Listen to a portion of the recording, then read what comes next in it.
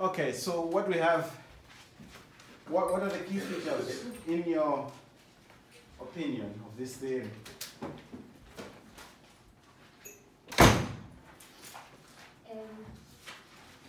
key features would be the person, context, time, process, and the factors. Okay. And what are the main strengths? It's a holistic approach. Holistic, excellent. Do you want to expand? Every view of a child's development is taken into consideration. Well done. And there's input from a wide range of areas. There's a better word for it. Yep, that's a good word. Areas, domains, Domains, that's realms. the word. Okay. What do you think are the main weaknesses of this theory? So the child has no control. This theory is saying that whatever's in the environment will affect the child. So negativity in the environment, that will impact the child as well. So the child has no control. No control as to how he, what environment, what he turns out to be. If we're saying that the environment affects the way he is, Yeah. so what was the example? So if he's living in a household with all boys, mum's not around, then he might not have access to, I don't know, pink toys or dolls and things like that, and vice versa the other way around. So in that case, that would impact on his development. Okay. Have you come across this word here?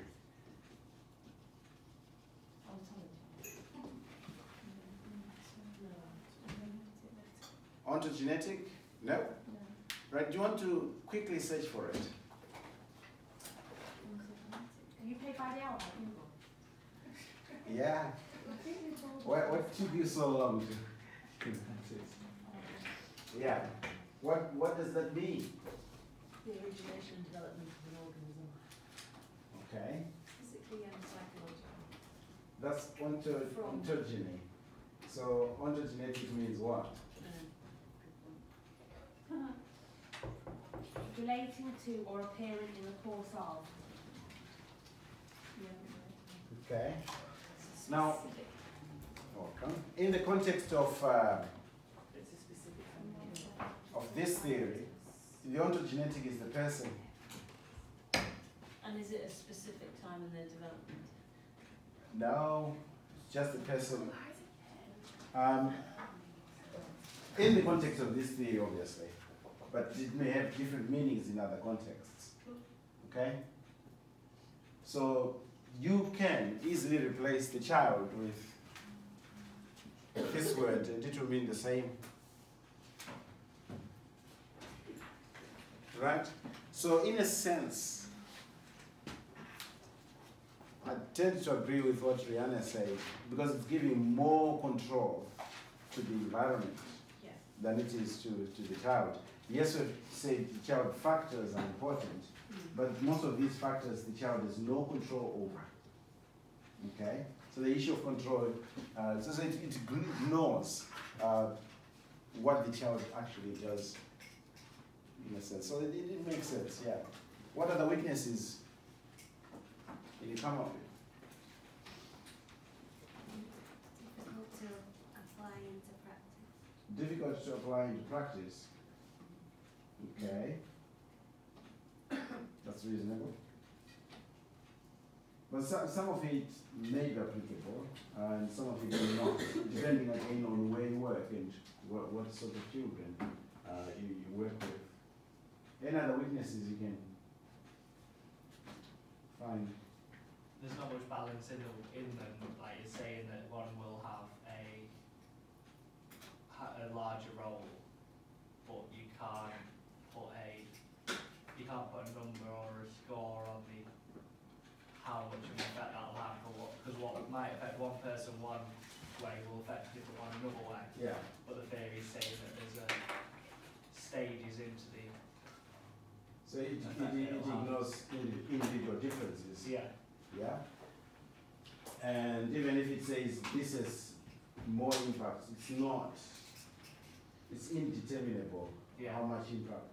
Yeah, because say you had a parent divorce, saying that that's going to have an impact. You can't then say that two children will have the same impact from a divorce. Yeah. Even two siblings will have a different reaction. Yeah. Even if it's the same divorce. Yeah. And again, depending on children and circumstances, how much impact an environment has is dependent. I mean, how much impact an environment has is variable. It depends on which child, which context, and so on. In certain families, again, when you study literature that has got to do with cultural differences in how children are brought up, in certain cultures, some parents, for example, in certain cultures, fathers do not have as much impact as mothers do. It varies across cultures. And then in other contexts where you have child carers, because, parents have died of AIDS, in countries where AIDS is a huge problem. Now, how that child is impacted on by their immediate environment is going to be different to how they would be impacted on if both parents were present. So there are so many things that can come into play, which will lead to variations in the impact of the environment on the child. So we will move on to number 4. How would you apply this theory to practice? Well, going back to our theory of what we were saying before, we thought that by providing a non-biased environment promoting socially acceptable behaviour and positive contributions would help. Yeah. Yeah. How else? How else would you use it in your practice? Could you help a family with supportive networks outside of the setting? Yep. Now, how do you apply it when it comes to children who grow up in care, for example? How is this impacted on? How do you interpret this? Is this any different? The same still, Still the same. Yeah. But the composition of the immediate family would be like foster is care different. or- Yeah. Yeah. So when you apply this your current issue, it's a problem that I don't know yet. Most of your topics, so I cannot give examples that are specific to your topics. Obviously, mental health is easy. No, not easy, but it's a good one. Yeah. And technology is a good one as well. Okay. Now, let's move on to number 5. Explain the link between this theory and your current issue. Sadia, what is your current issue?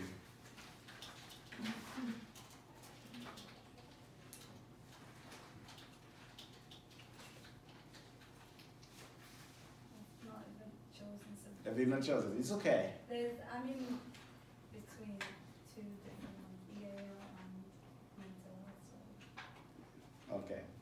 All right. Has anyone chosen their topic yet? No, I've chosen mental health. Mental health. All right. How would you apply it to mental health? Okay, it touches on all of them. I don't know what you mean by how it does. How would you use this theory? Just give you one example. The background of the family, parents, their history. Yeah, like them with family, Yeah. how that impacts them. Yeah. Or how the school life affects them. How we know within the community and we've got outside agencies dealing with the family as well. Mm-hmm. So family dynamics are important, aren't they? Like culture, Yeah. Cultural issues as well. Yeah. Now, children who are in supportive families are impacted on differently to those who are in families which are not so supportive. By supportive, we don't mean social class, right? You may have families which are well off and they're too busy to actually interact with the child. That can be considered unsupportive, right?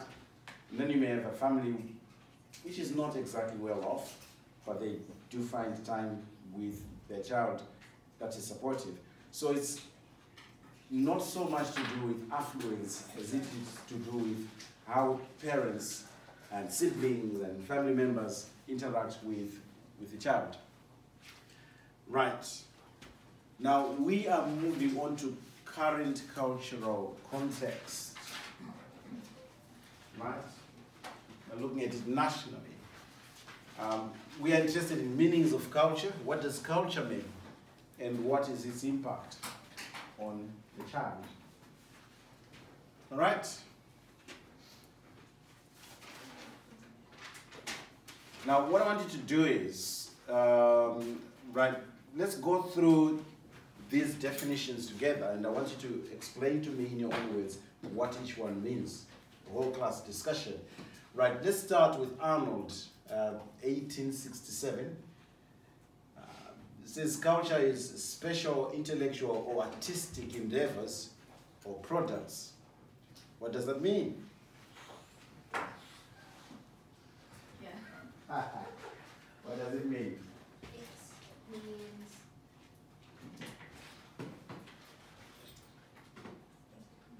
It means the knowledge Yeah. and the ability, or not ability, the knowledge and the festivals, I would say, is what they bring. The arts, the music. Yeah, that's how I would read it. Yeah. Not just the music. Arts is very, very broad. Yeah. Perhaps not the most helpful of definitions over there. Taylor, 1870.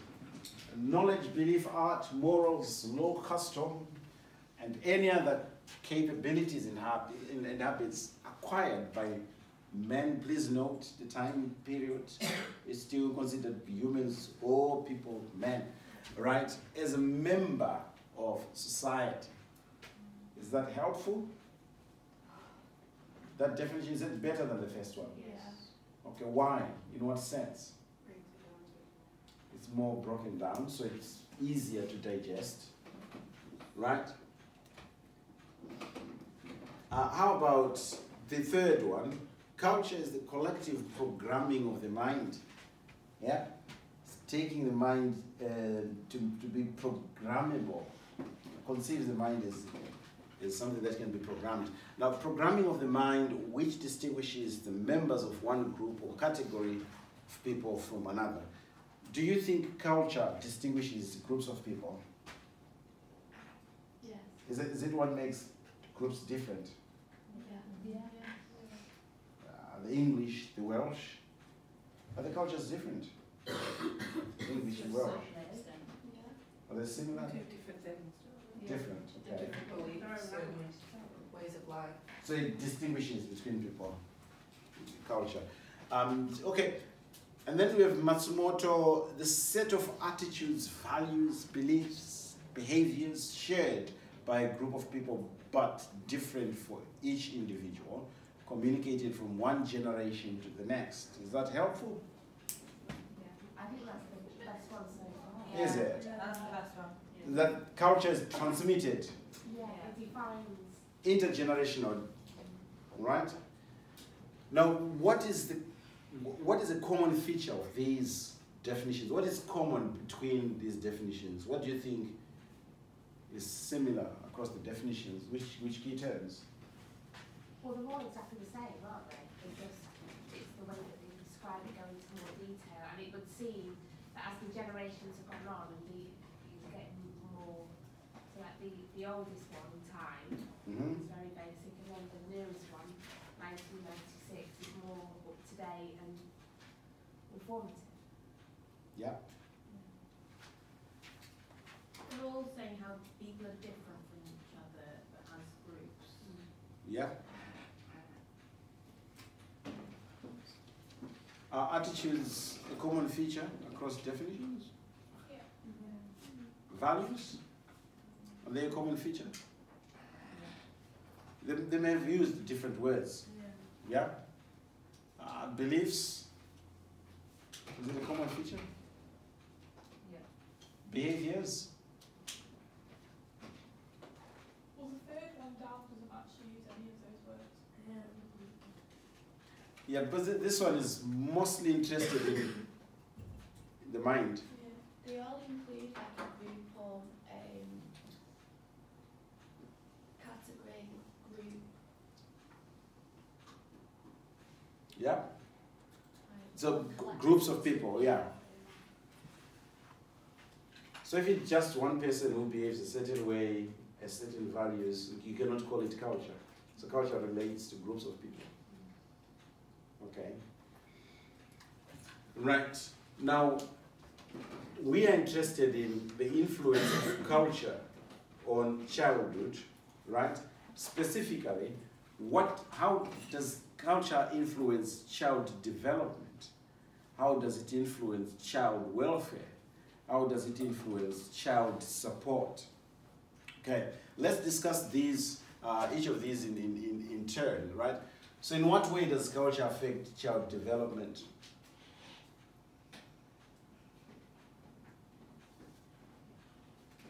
Well, in some cultures, they believe that their child should go to school, for example, at age 7. Yeah. So that would affect them. We did, was it, only a few months ago, we did assignments on, yeah, that was it, global perspectives, on like how, was it Beng? Was it one of them? Yeah, it was. How like they bring children up, so that the boys go out with the dads working and the women and the girls staying with their mothers and stuff like that. And that was just basically so they didn't get to go to school, or only the boys got to go to school and the girls didn't. Mm-hmm. And when we talk about child development, it's helpful to break down what development means, right?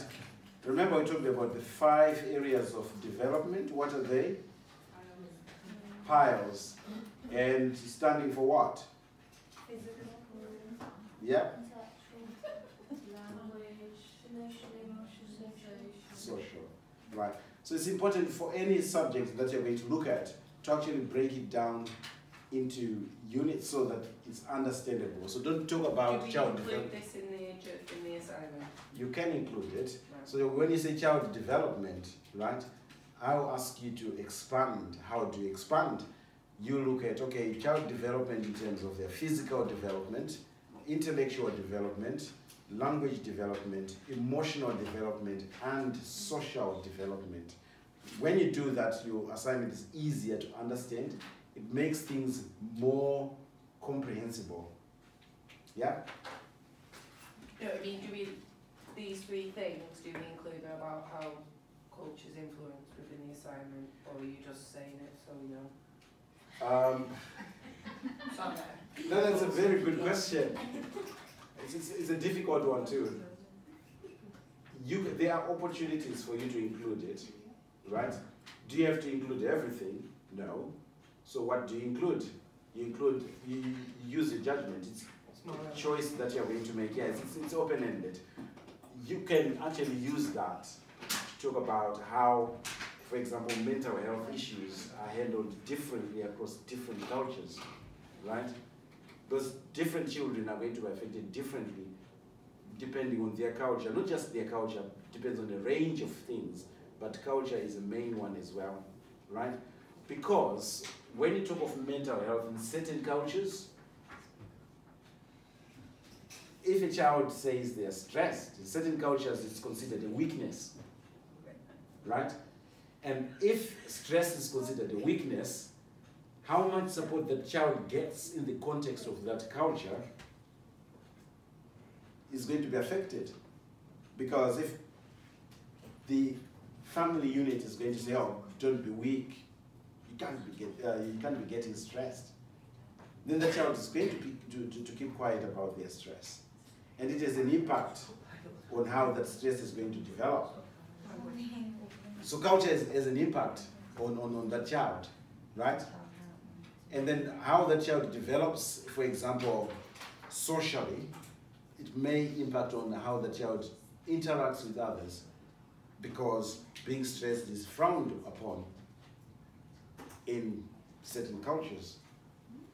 Do you mean like cultures who like don't accept the fact of like autism and ADHD and stuff like that? So it could affect them in that way because they're getting no help, so it could mentally. Yeah, if it is not acknowledged. If it's not, that's what I mean. Yeah. Not acknowledging. So Then you're just help saying it is as a not broad thing. You don't have to specify anything individually. You just No. broadly Yeah. mention it. And use it as an example, for example, just as you've said.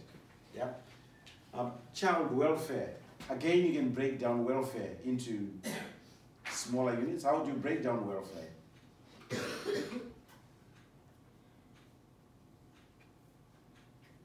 What is welfare? What do we mean? Best interest of the child. Best interests. Okay. Do you want to break it down further? Needs. Yep. Safety. Yep. Safety has to do with, yeah, safety, safeguarding. All those are welfare needs. Would you use Maslow's hierarchy of needs? You can use this, yes. Yeah. And support needs. Now, someone may argue that support is embedded in welfare, right? That's acceptable. Others may argue, no, support should be treated on its own. So where does culture come into that then? Different cultures handle Oh, right. all these aspects differently. Right? Certain cultures may be more supportive towards children, displaying, for example, certain welfare needs, while other cultures, probably cultures which believe in toughening up children, are saying, are just going to leave children to develop on their own, say, well, you figure out how to deal with it, right? So culture has an impact, because different cultures are going to respond to and influence these three aspects differently, depending on their values, their belief systems.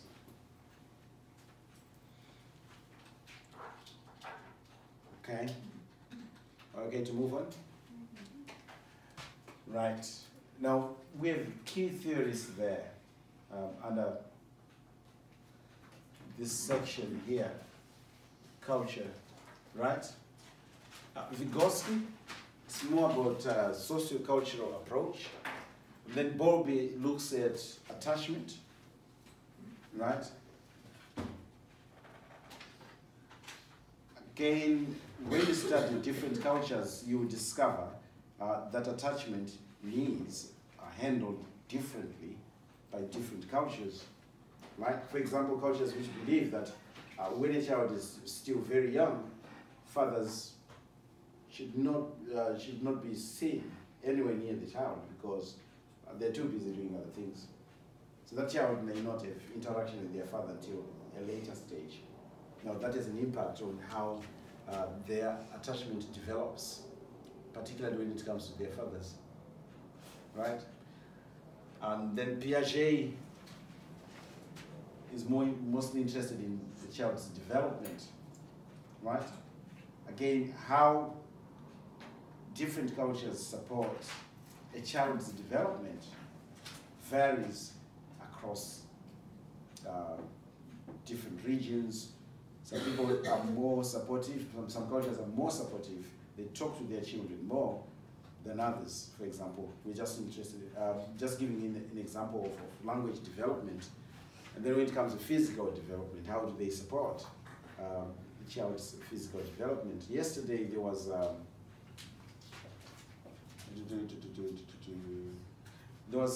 a program on Channel 4 yesterday, and what they were saying was there's a religion where children go and after school they go to learn about their religion, and they spend a lot of time sitting. And what they were saying, so there was a researcher from the same culture was saying, oh, I've made this observation, our children are not active enough, so they remain susceptible to diseases like diabetes and you name it, when they go in. So what we were saying is, when these children go and learn about their religion, how about giving them activities, physical activities, so that they can actually exercise and develop physically. So that's just one example of how certain beliefs may have an impact on a child's, not beliefs, practices rather, may have an impact on a child's development. Why? Because probably they spend more time sitting down and not active enough.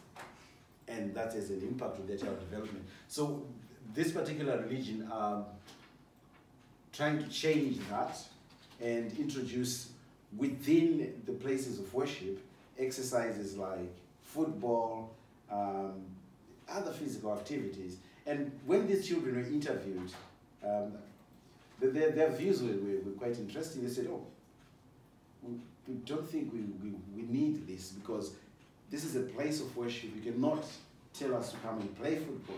It is disrespectful to the place of worship. So there's this conversation happening between children and adults. I don't know how that is going to pan out, but it was just an interesting program on Channel 4 yesterday, right? Now you can link that to child development, and then language development. Some cultures talk to their children when they're young more than others, and that has an impact on language development. Emotional development, if children are told not to cry when it's actually okay to cry, right? And I know of a few cultures where children are told they're making noise, they shouldn't cry. If they cry, you just take them out, exclude them from the main group because they're disturbing adults. It affects the child's emotional development, because crying is a part of emotional development. It's okay to cry. Adults do cry, don't they? Do you cry? All the time. Just before you submit an assignment. Yeah. Right. And then you have Maslow as well. Is another relevant theorist. It talks about fulfillment of human needs. Again, how needs are fulfilled varies from culture to culture, and how children's needs are met or fulfilled is going to be different across cultures. All right? So when, say you have chosen poverty, child poverty as your current issue, it's okay to talk about how children's needs are met in a context of poverty. Okay? Maybe physiological needs, for example. Things like food. Maybe you're interested also in looking at, okay, clothes. They have access to warm clothing during winter times. Are we still together? Yeah? Next slide, if there are any questions. No questions? Any questions? No? Right. Now, this is just a rundown of what is currently in the literature regarding culture in Britain as of now, during the days of Brexit. Has Brexit happened yet? No. Okay. Right, okay. Current cultural context, lifestyle and diet. This is in England. Do you agree or not? What do you think is correct? What do you think is not correct? You tell me. This is what is in the literature. Is the first line correct? The English are among the world's most cosmopolitan and well-traveled people. Cosmopolitan meaning you. What if every English person is correct? Some people don't like traveling on a whole. But is it generalizable to most people?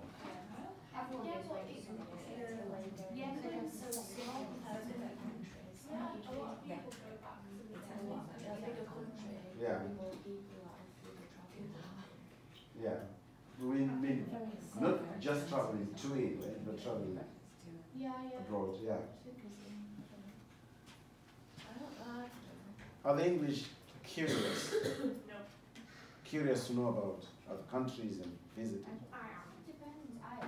But a lot of people are quite quite ignorant, aren't they? Like, they go to Spain and expect everyone to speak English. Yeah. Yeah. Oh. Okay. How about the second one? Still tied to the rural past. Is that correct? Or that's a misrepresentation? Does that mean quite traditional? Traditional, yeah. I don't think it is. No. It's like even the royal family's like Not very traditional. Are they not? I think they probably believe in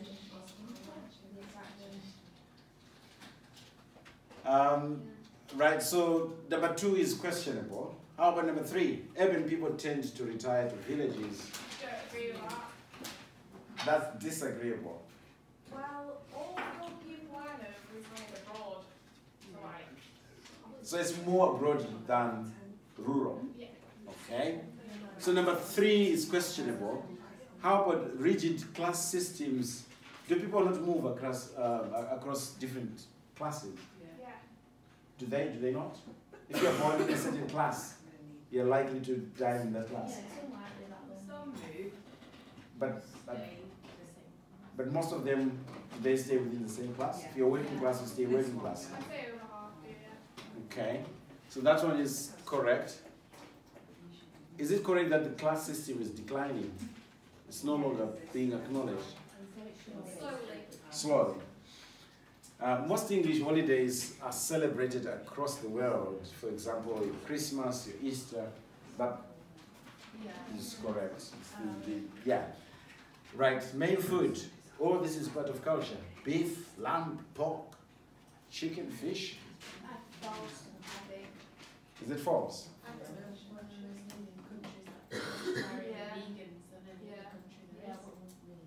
So A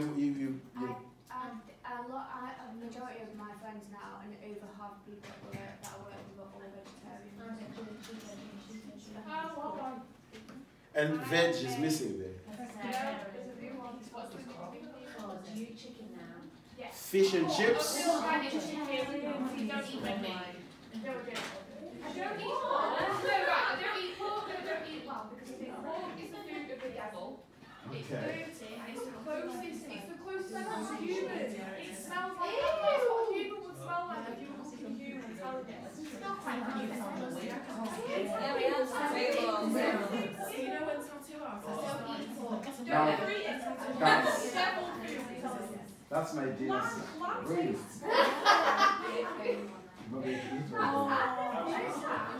I don't think you eat meat.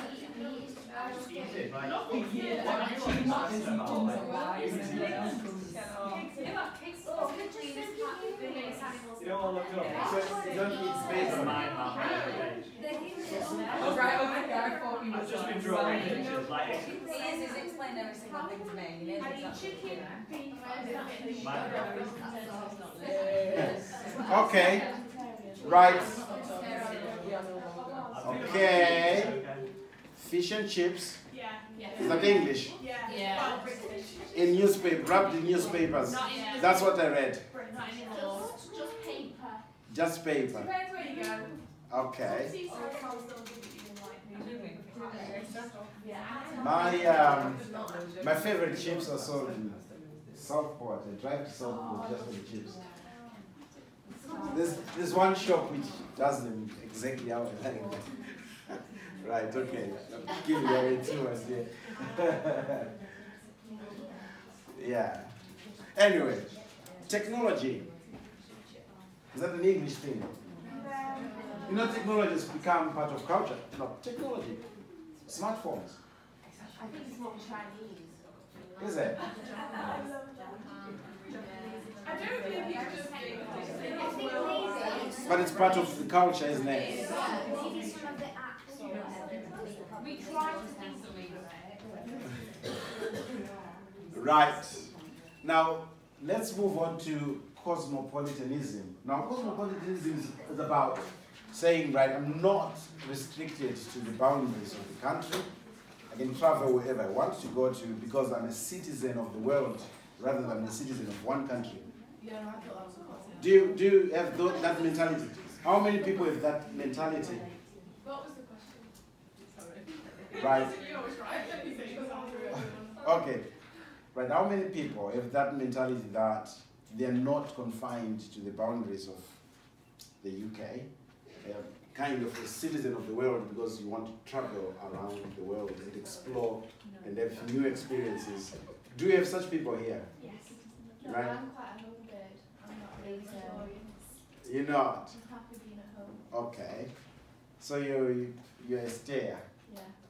It's called, what is it called? That holiday? Staycation. Yeah. Okay. I get sick of Western. I'm a girl.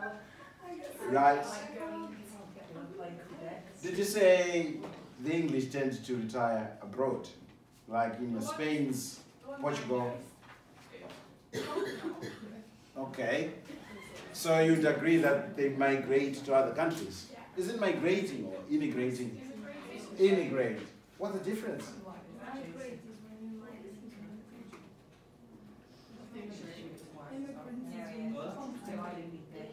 All right.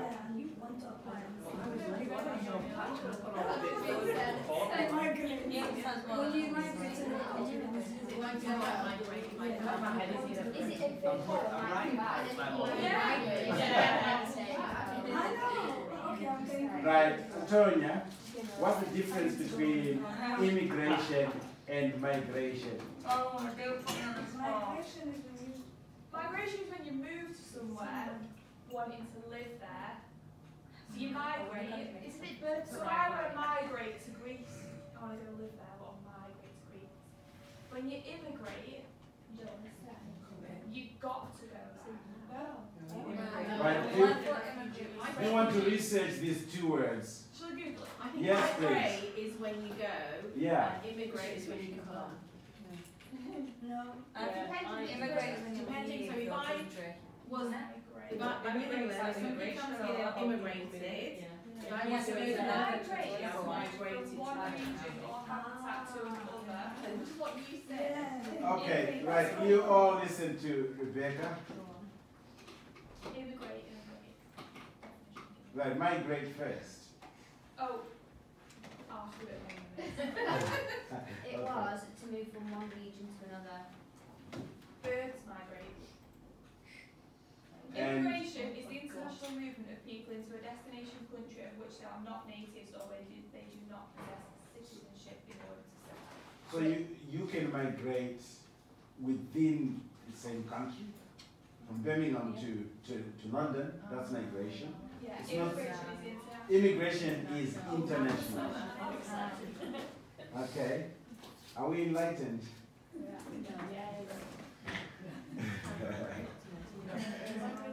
Right.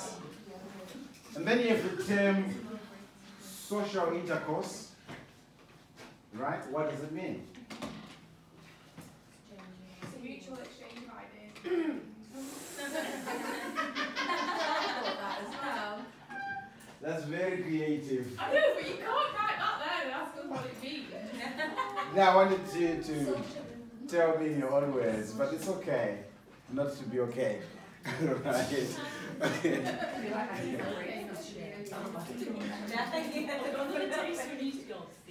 Right. Cultural transactions. That is when you give and you receive. So there's that You make a exchange. transaction between cultures. Yeah. More power to you. Is this a sign of respect? Yeah. More power to you. Oh my God. Right. I think it's a good time to go for break. Yes. Okay. I'm